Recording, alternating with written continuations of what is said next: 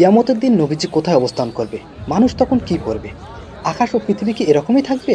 সকল বিষয় জানবো আজকের ভিডিওতে, তাই ভিডিওটি শেষ পর্যন্ত দেখুন। মহাবিশ্বের আয়ু একদিন ফুরিয়ে যাবে, নবমণ্ডল ভূমণ্ডলে সবকিছু ধ্বংস হয়ে যাবে। ইসলামী আকিদা অনুসারে ফেরেশতা ইসরাফিল আলাইহিসসালামের সিংগায় ফু দেওয়ার মাধ্যমে কিয়ামত শুরু হয়ে যাবে। মানুষের অবাধ্যতা যখন চরমে পৌঁছাবে, আল্লাহর নাম নেওয়ার মতো পৃথিবীতে একটি লোকও থাকবে না, সেদিন আল্লাহ এই বিশ্বজগৎ এবং সবকিছু ধ্বংস করে দেবেন।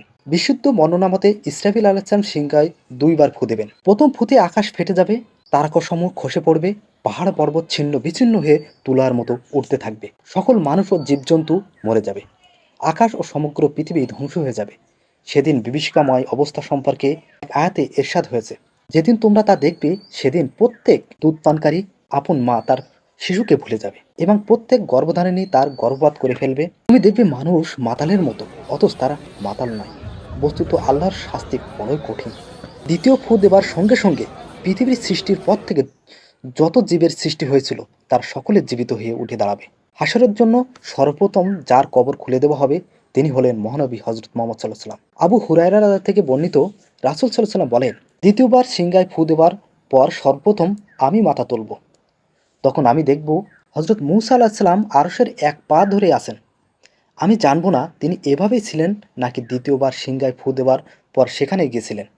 সেদিন জমিন পরিবর্তিত হয়ে অন্য জমিন হবে। সেদিন ময়দান রুটির মতো সাদা পরিষ্কার ও মসৃণ জমিনের বুকে মানবজাতিকে পুনরুত্থিত করা হবে।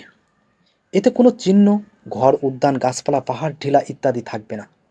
সেদিন সৃষ্টিকর্তার সামনে সব আওয়াজ স্তব্ধ হয়ে যাবে, চেহারাগুলো অনবরত থাকবে এবং সব সৃষ্টির মহাপ্রতাপশালী আল্লাহর সামনে আত্মসমর্পণ করবে। চলাচলকারীদের পায়ের মৃদু আওয়াজ ও হালকা শব্দ ছাড়া কিছুই শোনা যাবে না। মহান আল্লাহ বলেন, দিন এই পৃথিবী পরিবর্তিত হয়ে অন্য পৃথিবী হবে এবং আকাশও পরিবর্তিত হবে, আর মানুষের উপস্থিত হবে আল্লাহর সামনে, যিনি এক ও পরাক্রমশালী।